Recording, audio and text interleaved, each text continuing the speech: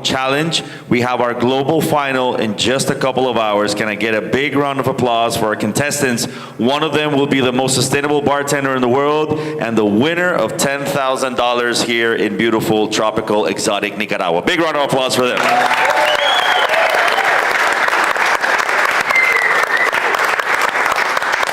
So, as Flor de Caña, or in name of Flor de Caña, I'd like to introduce one of our gems, and I don't mean the 30-year, 5-generation bottle. I mean the 25 years aging in a bottle global ambassador, Mr. Mauricio Solórzano, to give you some welcoming words.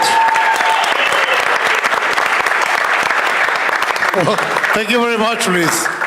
On behalf of Flor de Caña, I'm very happy, and for me it's a privilege to have this group of wonderful people here in our beloved Nicaragua.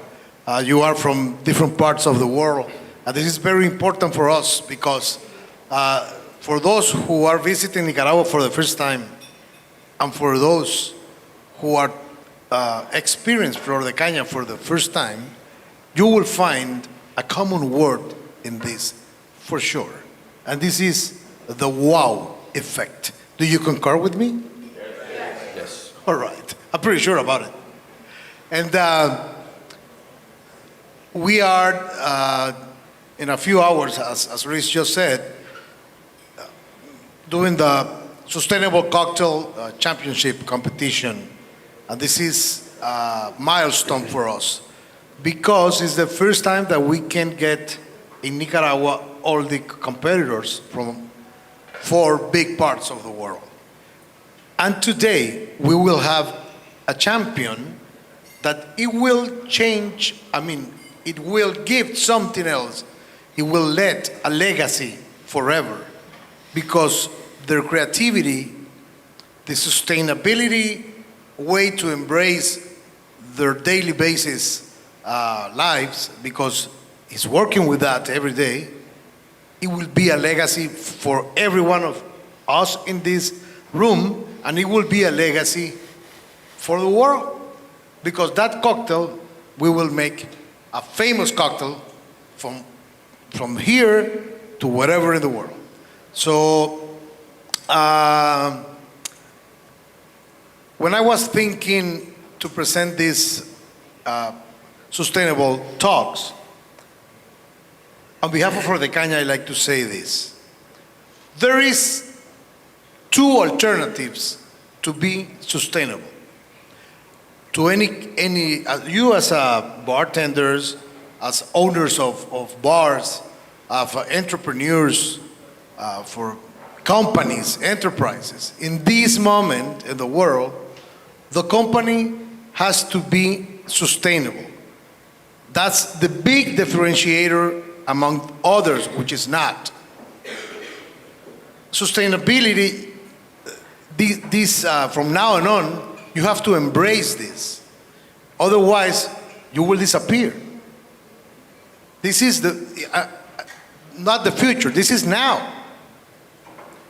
Flor de Caña has been embracing this long time ago. And we are very proud to say that we are the most sustainable rum in the world. We are the leader in the industry in sustainability.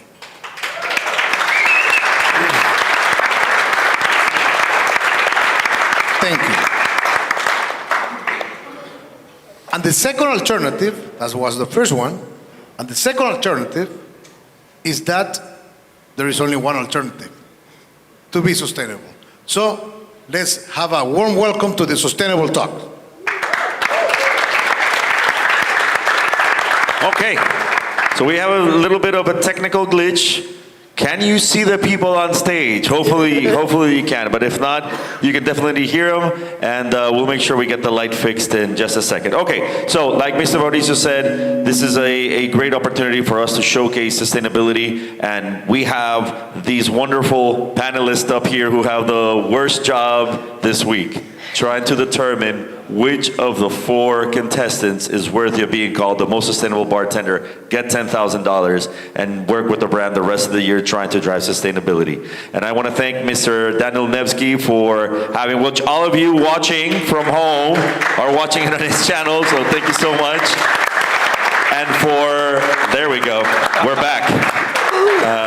And obviously for taking the time to lead this panel conversation. So without further ado, I'd like to introduce our judges. Let's start with Julianne Caluet-Noble from Sustainable Restaurant Association. Big round of applause. Mr. Giacomo Gianotti from Paradiso. Thank you so much for being here. Alex Francis from Little Red Door. Thank you so much. And the only name I truly feel comfortable saying, because I know I didn't butcher it with my pronunciation, Julio Cabrera from Café La Trova in Miami. So thank you so much. Mr. Danil Nevsky, take it away. Hello, everybody. Welcome to the first ever edition of the Sustainable Bar Talks. This is a panel discussion on the theme of sustainability. I'd like to just sort of say thank you for everyone who's tuning in, as well as everyone who's here today considering last night's shenanigans. So, in general, the whole point of this panel discussion is to sort of address the theme of sustainability in the bar industry. We all know that hospitality is one of the largest largest industries in the world and the most rapidly growing, right? But on the other hand, we understand that there's a significant impact on the environment as a result. On one hand, the hospitality industry creates jobs and boosts local economies, but on the other hand, it can also be completely, decimating environments and overconsumption. And so kind of the points of these discussion with all of these different varying experts as part of the Flor de Caña Sustainable Cocktail Challenge, as part of the first ever edition of the Sustainable Bar Talks, is to sort of address this issue, discuss the challenges and opportunities of the bar industry through the lens of sustainability, and make sure that our industry is moving forward correctly and becoming not just the bar industry, but also a more sustainable one at the same time. The point is that we're going to ask open-ended questions. Everyone is more than happy to take off and tune in. And for the first thing I wanted to sort of address is that realistically, it seems like, as question 1, sustainability is sometimes like a flash in the pan, right? We have the trade media as well as online media. There'll be there'll be an article here about sustainable egg white substitutions. There'll be an article here about trash tiki. There'll be an article there about eco spirits, and then they'll move on to the next paid press release. One thing that I wanted to ask all of you here right now is kind of like, how can we ensure that the hospitality industry is truly sustainable in the long term and not just a short-term trend? Anyone who'd like to go first? You're going to go ahead and start with that really light question. That's the light questions. Those are the light ones. This is the light question. The heavy ones come later. Great. I'm happy to start if that is easy for everyone. So I'm Julianne Caluet-Noble. I run an organization that is based in London that's called the Sustainable Restaurant Association. We have a global certification standard that's called Food Made Good, and we have been a longtime partner of Flor de Caña and working on this cocktail challenge. I think your question about how do we know, or how do we make sure that sustainability isn't just a flash in the pan and actually becomes a long-term trend, is that we don't really have another option as an industry, fundamentally. So you mentioned a bit about how we are a kind of big and growing industry. We're huge employers of people around the world. We're extremely creative, all of that sort of stuff. But fundamentally, our global food system is responsible for almost a third of all emissions generated. So often when you have these conversations, when you talk, people think about carbon emissions, they think about flying on an airplane. Aviation is about 2%. So the food that we eat and the choices that we make around the food that we eat, how we eat it, and we'll extend that into how we drink it as well, is fundamental when we talk about the climate crisis. Secondly, a lot of the issues that hospitality faces at the moment, things like inflation, things like jobs and the movement of people, things like supply chain challenges and sourcing, a lot of these are all fundamentally pointing back to the same thing, which is that we need to rethink how the food that we choose and how we choose for it to come to us. So I think, yes, there is this aspect in media where it's always about the next hot thing and kind of, like you say, quick, short press releases, things that will grab people's attention. But I think that while there's those shiny things out here, there's this fundamental movement that needs to happen within hospitality, because otherwise our industry is the most likely to be disrupted due to climate. Starting off positive. Yeah. Well, actually, you're talking about supply chains and the food. That, Alex, my man, that's literally your entire I think spiel. That's my spiel. I think going back to what Julian was saying about, media can often be the focus of the measure of whether sustainability is becoming mainstream or valuable or important or is becoming picked up by the rest of the industry, and the media are a tiny percentage of the people actually doing that work. And actually it's the people who own businesses, who run venues, who need to continue pushing that, and it's about having those difficult conversations. Julian outlined, we need to make fundamental changes as an industry. You can't make fundamental change in anything, whether it be industry, society, fiscal policy, anything like that, without having difficult conversations where you open up and you say, no, we should be doing better, not as an industry, but as individuals, and be honest about that and invite people into that process. And if you keep doing that, and if you keep holding yourself and those around you accountable, you're naturally going to progress, and it's not going to drop off the radar. And maybe the media don't talk about it, but maybe that's the point you want to get to, when media stop talking about sustainability because everyone's actually working in more progressive, sustainable ways, right? Yeah, fair enough. Anybody else want to chime in? There's no pressure. Yep. There's much more questions than they get. Well, here's the thing though, right? So, yes, we've spoken about fundamental change. We've spoken just right now. My next question sort of goes beyond this. So, let's say we're all being sustainable. We're all doing the steps that we've been told to do, the things that we see. But essentially the hospitality industry, and let's say cocktail bar industry, the niche that we occupy, it is an industry of luxury, right? Cocktail bars are a luxury. You don't need to have a cocktail per se. You don't need to have alcohol technically, right? So, but will transitioning to more sustainable practices bear any cost to these excesses?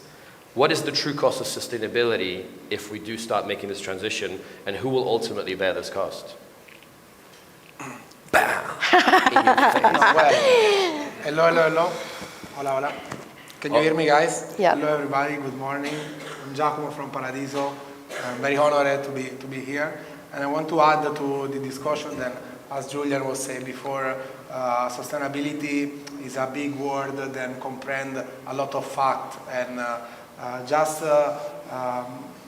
the reason why we are here is to try to make a change, okay? And of course, we started already, and will take more years to start, but we need to start. We need to start doing something. And do you have any examples of that with you? Yes, for example, at Paradiso, we start.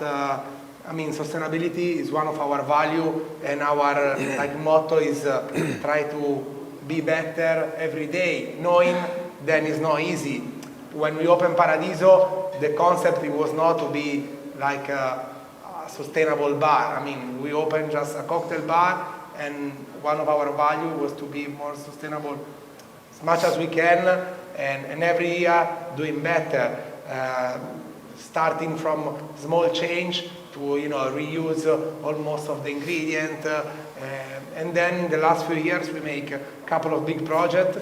Then I'm happy to announce that in a few weeks we will open as well a space dedicated to the recycle. So we get more focus on reusing the ingredient and give the waste like a second life. We did something with the coasters, reusing the waste prep, and we remake like the coasters. Cool. I can pass it around if you want to see it. The black are made with the mint, so that's why I like black. And then we took this idea and we make the same approach with the plastic we get at the bar. As we're not buying plastic, but we're receiving from our supply. The same thing, getting back to your idea, like we need to change all the chain, whole system, yeah. everything. But with the plastic, in the end we say, okay, we receive it, instead of throwing away what we can remake with the plastic we receive it. We did a project with the Plat Institute and ESDI, that is the design University of Barcelona.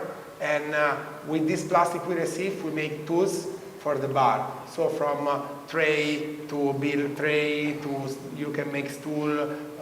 And hopefully in a couple of weeks, we will open the first West Lab of Paradiso. Very cool. Well, that's great, right? But like, we've seen the war on straws. We've seen that as a result of this, many top-end bars and restaurants even have switched from that, finding alternatives to things that they use. In your experience traveling around the world, as all of you do, what are the most effective ways for the hospitality industry to reduce their environmental impact? And are these methods financially viable for small and medium-sized businesses who might not have the platform that you do?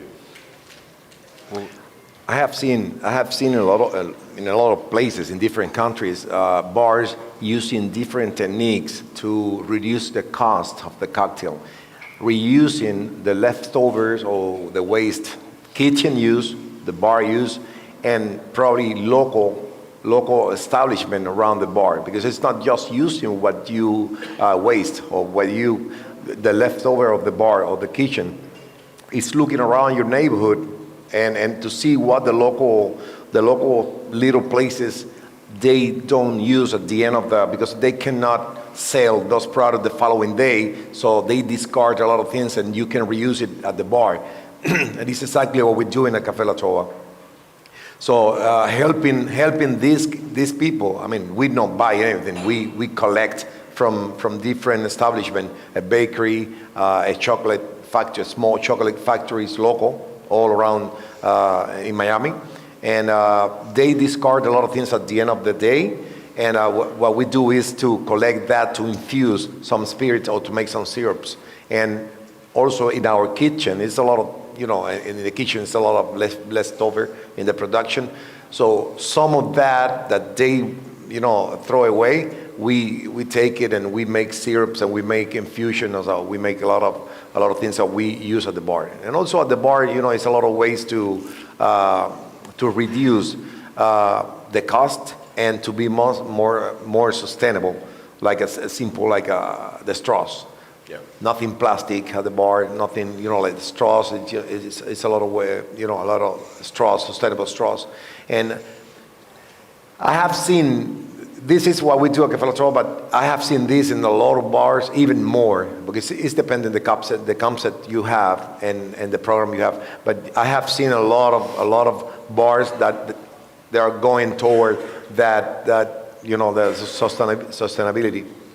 Because I think it's the only way we can save the planet in the future, and it's to have a greener future and a better world at the end. And I think it's not just the future, like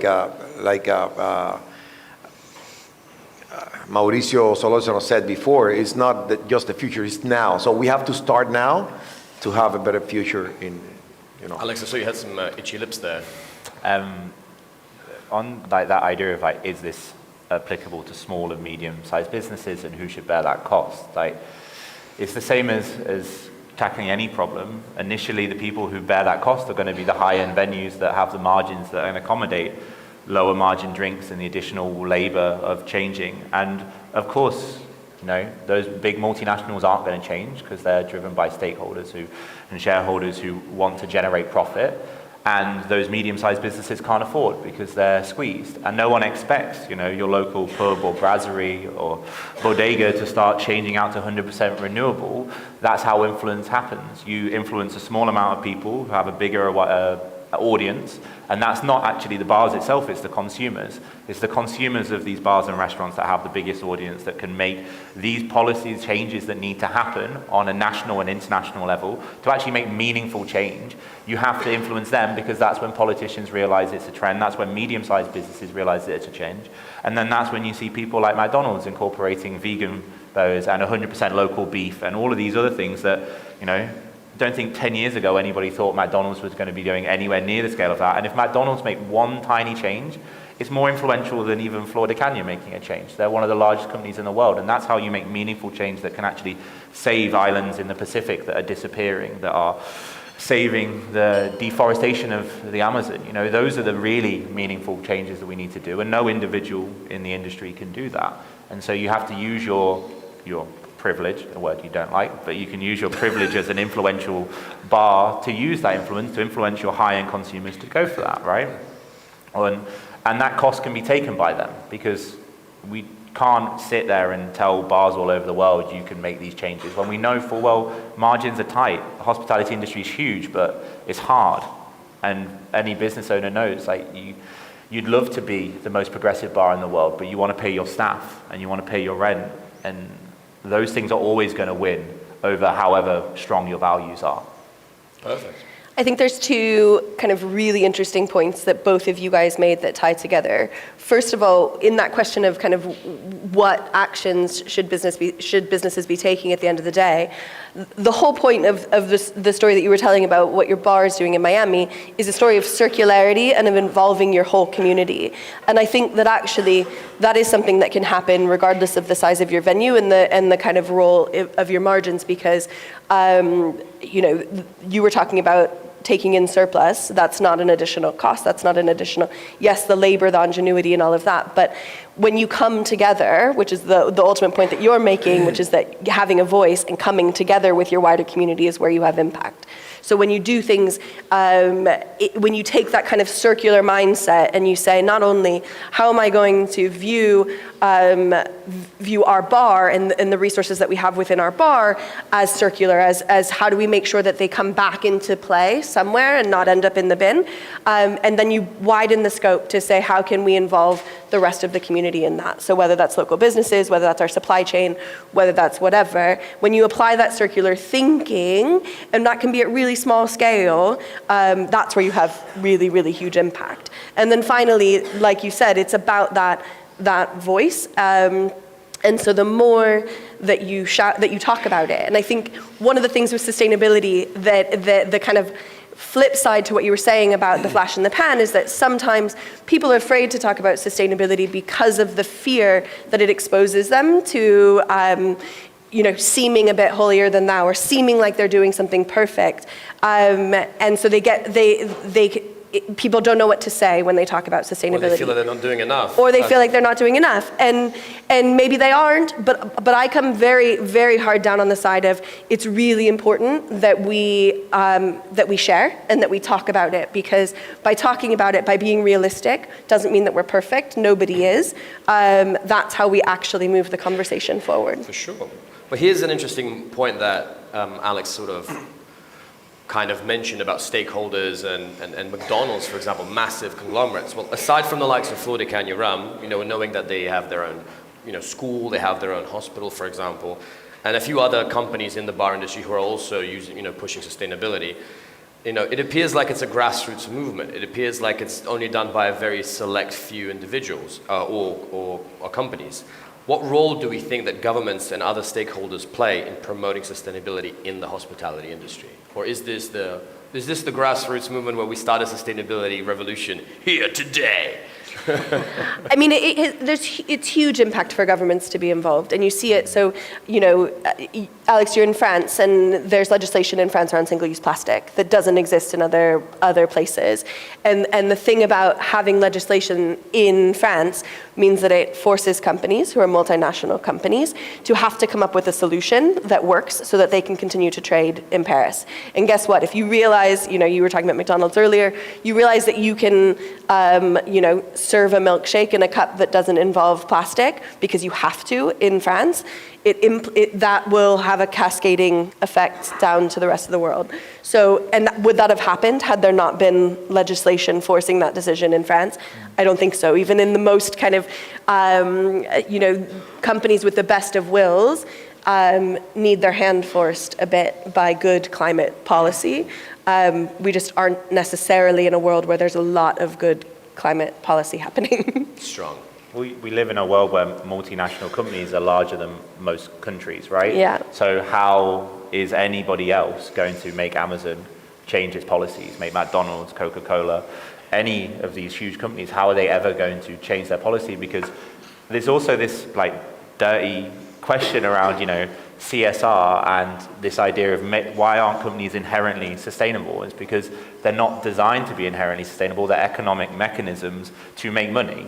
We made them as a political and legal way for something to make money. That's all they are. And so they aren't built with sustainability from the ground because they're not designed to.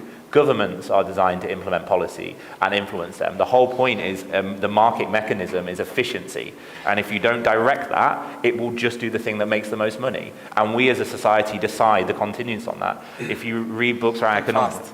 More money and fast. Exactly, really quickly, right? And like in the world now, we talk about sustainability as these additional steps we should do. Well, these are the same conversations people had 100 years ago around labor laws, around working weeks, child labor. Now we take it for granted that McDonald's can't make €1 billion if they're hiring 10-year-old children. That wasn't the case 100 years ago. These things happen because we decide as society they change, and they change in localized areas like France, within the EU, within the US, and then that influences. If you take the EU and the US and you make them implement standards around the quality of products that come into those two regions, you're talking about over 60% of all goods in the world.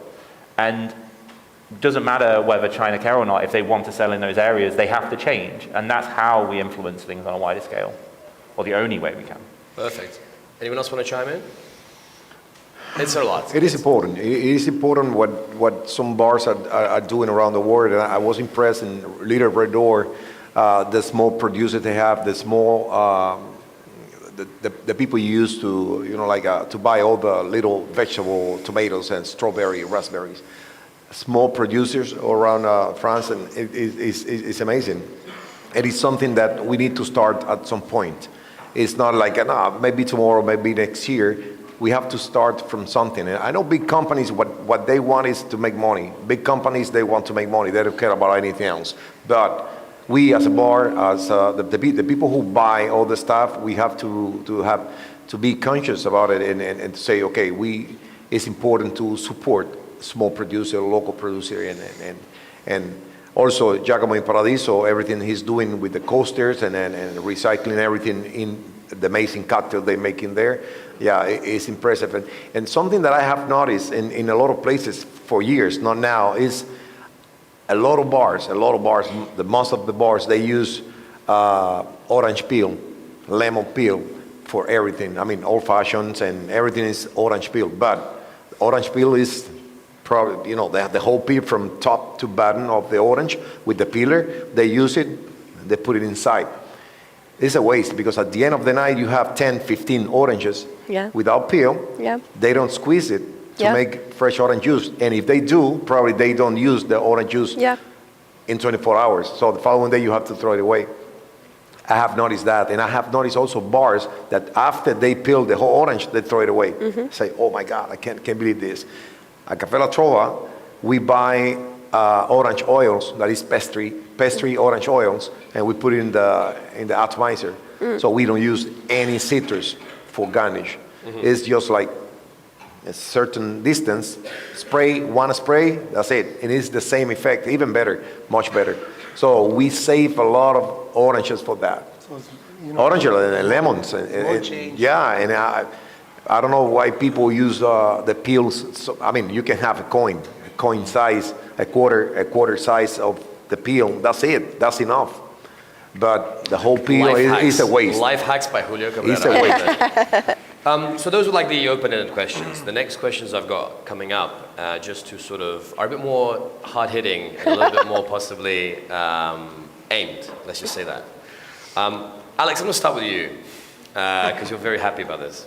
Your farm to glass concept and the work you do at Little Red Door is kind of revolutionary in terms of the possibility to disrupt the bar supply chain, right? The supply to bar supply chain. If the bar industry adopts these practices in mass, this would lead to a disruption of existing supply chains, possibly job loss or other things. What are the trade-offs and the balancing act when it comes to the implementation of the farm to glass sustainable practices in the hospitality industry, in your opinion?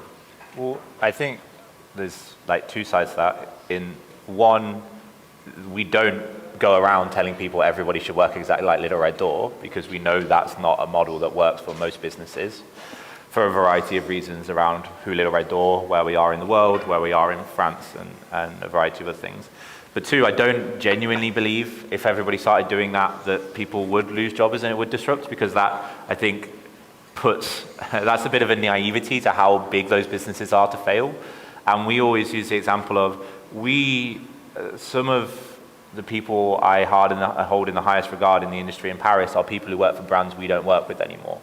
And as individuals, I massively endorse what they do, and I understand that they can't make those individual decisions to change those big groups that we don't work with, that we're disrupting in that supply chain. And the trade-off sometimes is going to be, some parts of those industries need to die, and that's fine, because they should if we want to improve the world and we want to have better sustainable practices. But actually it's about flagging the fact that, for example, because we don't work with most groups, all of those BAs and salespeople within the French market, the Parisian market, will write down on their Excel spreadsheet, oh, we can't work with Little Red Door. And say that starts with Little Red Door, and then it goes to Candelaria, the Cambridge, Danico, Rizu, all of these bars that all of these accounts want to work with. And then that gets relayed to the region, and they go, oh, we can't work with these guys because they don't want to work with a business that works in the way we do. And then that's when you make that change. So of course there's going to be disruption. Do I think Bacardi, Diageo, Brown-Forman care about the volume that Little Red Door or even every high-end account in Paris makes? No. Yeah. We probably do less than one nightclub in Paris does for most of those brands, right? Yeah. So the value of this part of the industry specifically isn't in the volume, it's in the marketing, and that's how they sell those products in supermarkets in high-volume arenas. And we have to take power of that. Know we have that voice, have that influence. Know that it's going to be difficult. Have those difficult conversations with the brands and say, we would love to work with you if you do better. We've done that with even farms. We've worked with farms where they don't work. We've seen them, we've gone and visited them, and they don't work in ways that are in line with how we want to work. And so we say, if you guys ever change and you ever work in a way that fits in with us, we'd love to work with you. It's always that thing of say business and personal, but to make change, you have to disrupt a little bit. You have to, yeah. You can't make an omelette without breaking some eggs. It's a point of start, for sure. Yeah, exactly. That you can't, with that first conversation, that's how you start that change.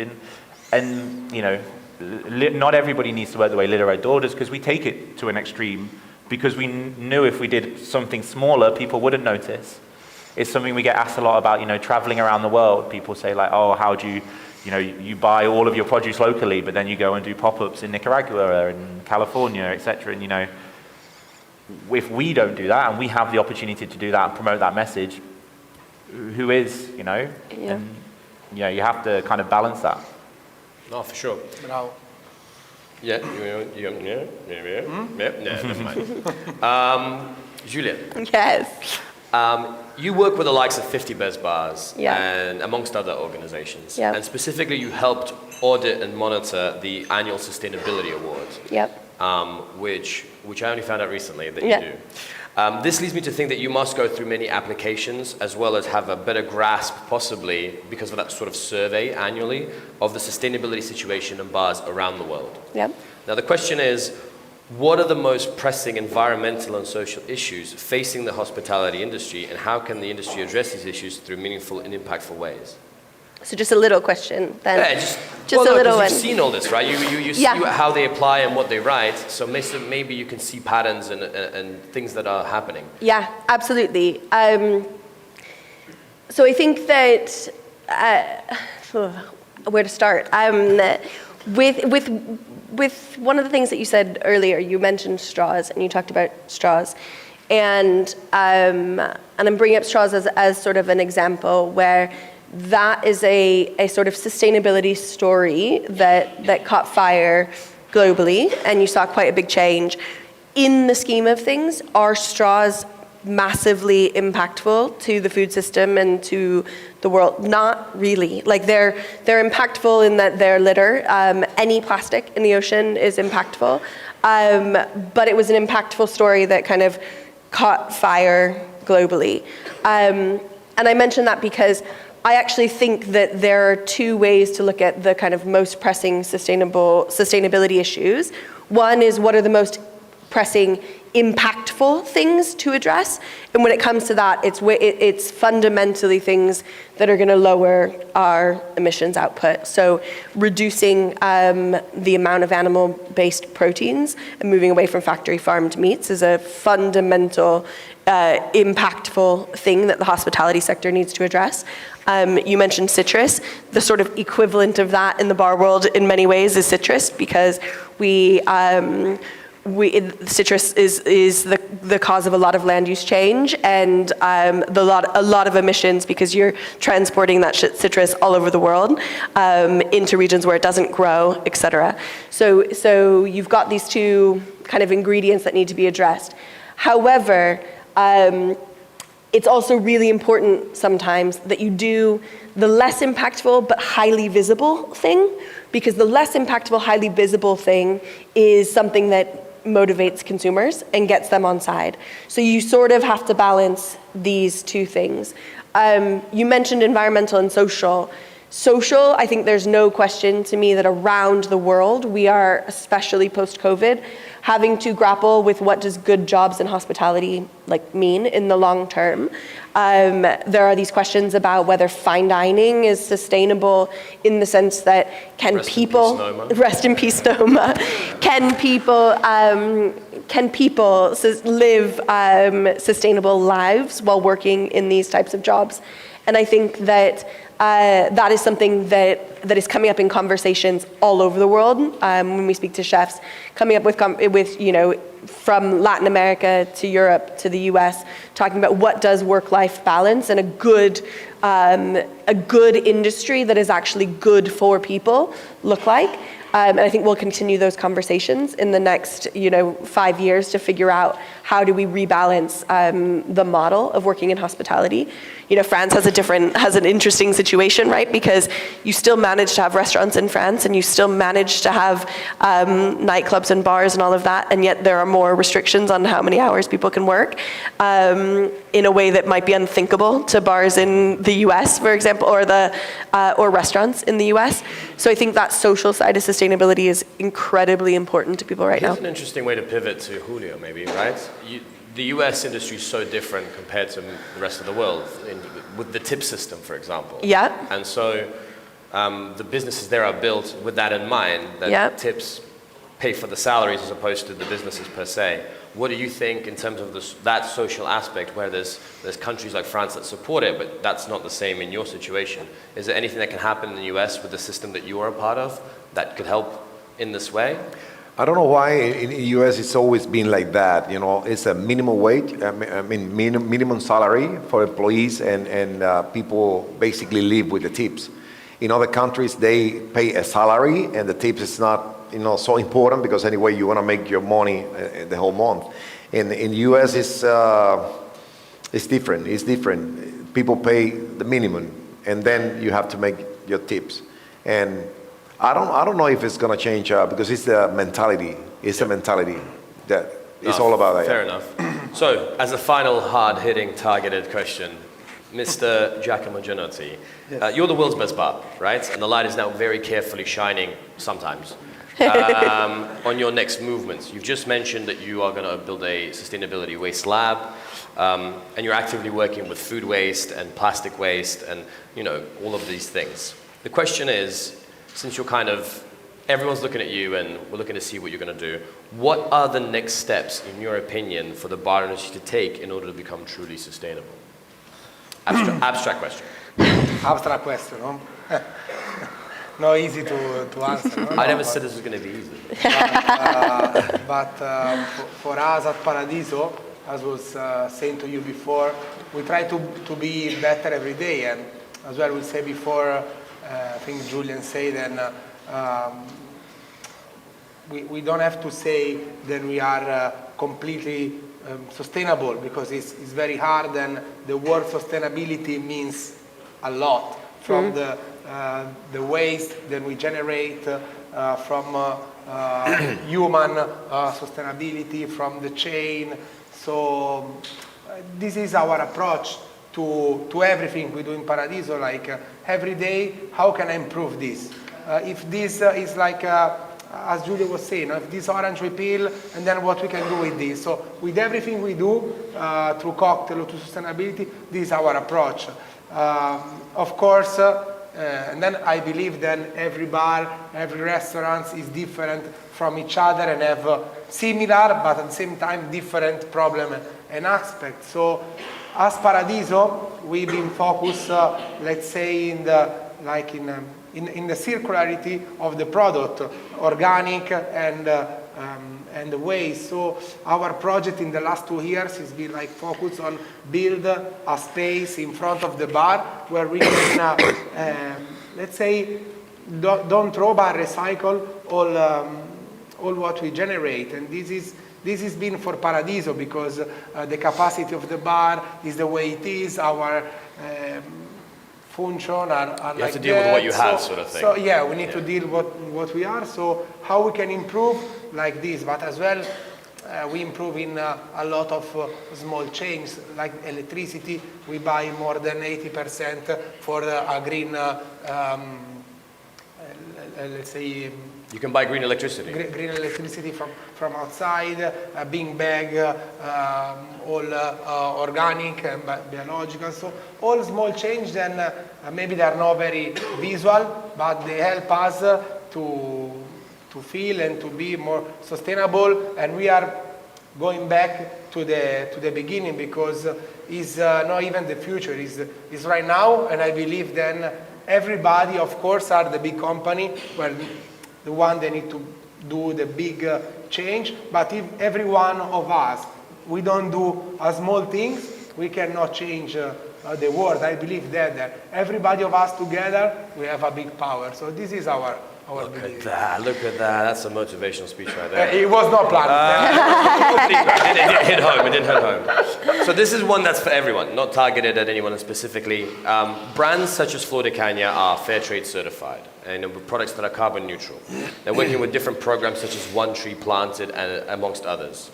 Sustainability seems to be the hottest new sort of marketing gimmick in a way, right? To what extent are current sustainability efforts in the hospitality industry are merely greenwashing, and how can we hold companies accountable for the sustainability claims? God. Educate yourself first. Yeah. Like, fair trade is great if you're a Caribbean, North African continent, Asian continent product.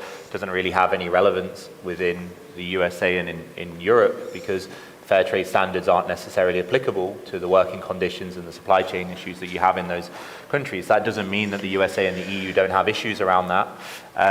But it's understanding when someone says it's fair trade, it's Rainforest Alliance, it's carbon neutral. One, find out what that means, and then ask those questions of, okay, you're carbon neutral. Does that mean, you like Flor de Caña, do you carbon capture on site, or do you just offset? And when you offset, what does that mean? And when you're planting a tree for every carbon impact you have, where are you doing that? Who are you doing that with? Planting trees in and of itself isn't actually that beneficial. And if you ask anybody who works in agroforestry and anything like that, it's actually quite harmful for areas that aren't designed to be forest areas. Preventing deforestation in the Amazon is a much better use of your money. It's like any charity. If you work with any kind of charitable organization, you can't just blindly give money to people who you don't actually know what they're doing with it. And it doesn't take a lot of time and effort to do due diligence. The same as, like Giacomo was talking about changing your energy, change your bank.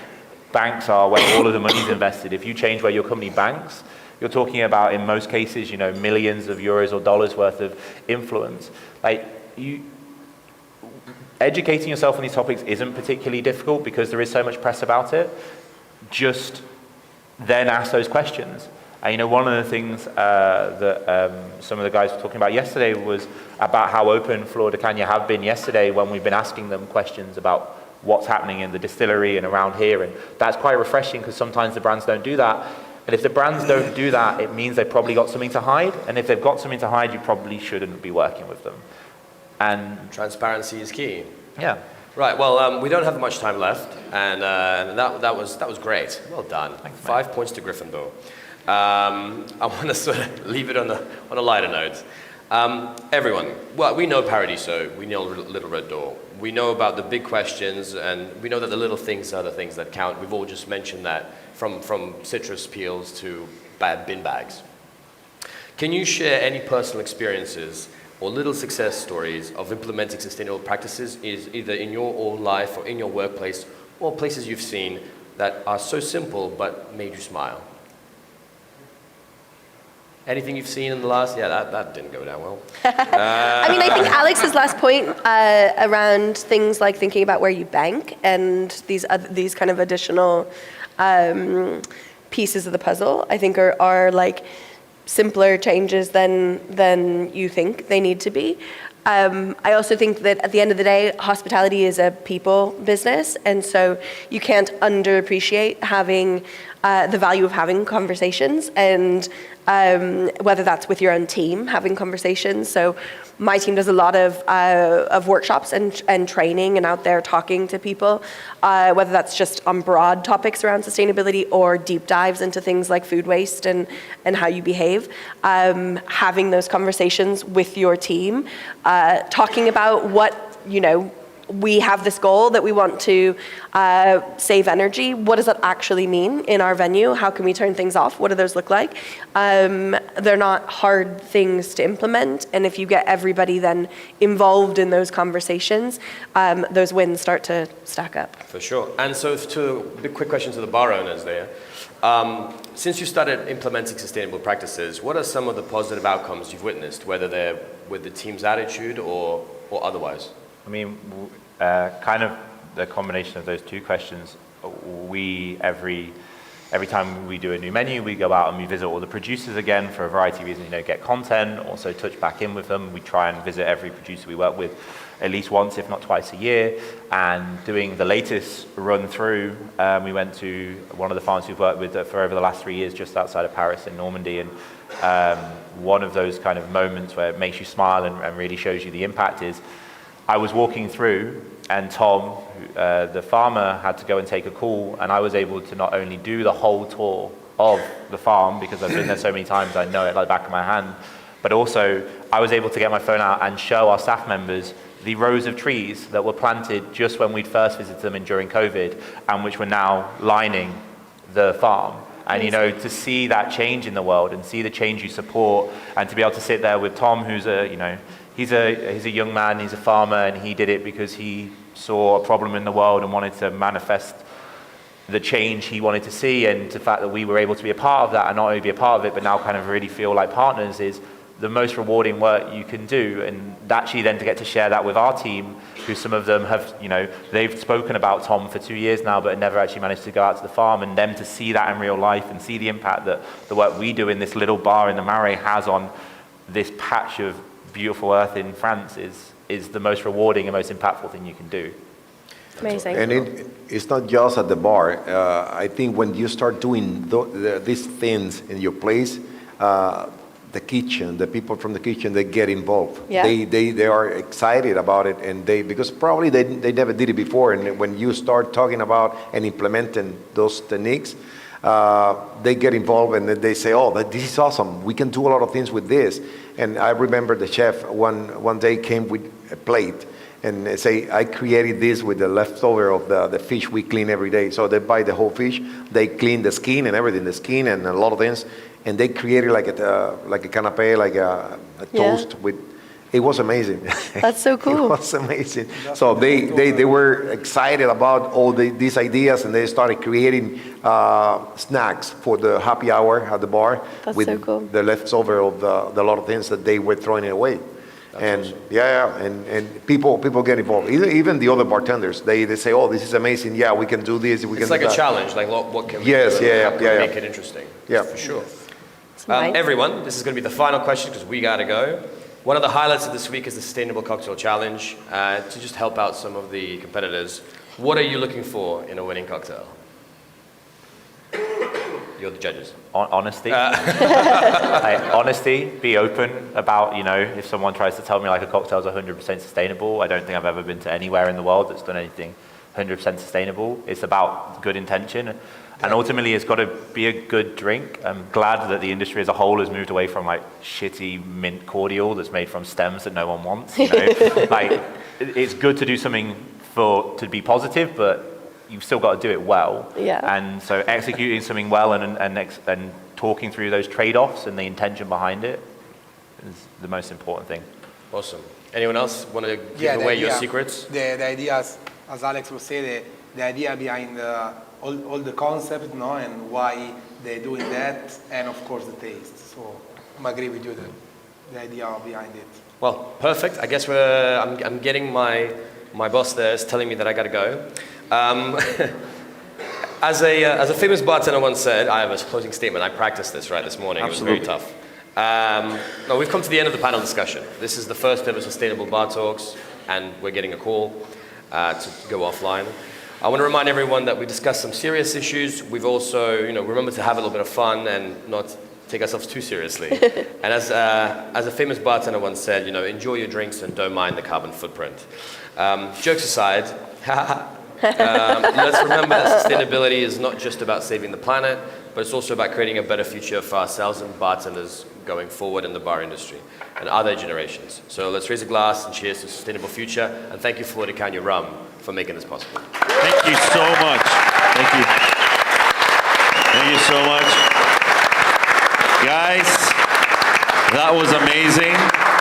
Now, get your judge hat on and get ready for the competition. Thank you guys so much for being with us in the audience, and those of you watching at home or watching this in a couple of days, we hope you have been inspired by the stories. And as you can see, sustainability does not have to be costly. It can also be something that makes your bars and your restaurants additional income, as you've seen with 3 of some of the most successful bars in the world. So thank you so much for being with us. Thank you, Danil, for leading the discussion.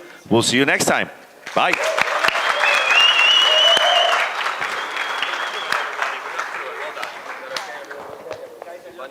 It was a pleasure. Really nice to meet you. All right. So if you are staying in Granada tonight, that means if you're leaving on Monday and you haven't checked out, go, go, go, go, go, go, go. If you've already done that, make sure you give your bags at the front in the lobby so that we can take those to Granada. Your bags are going to be at your hotel already.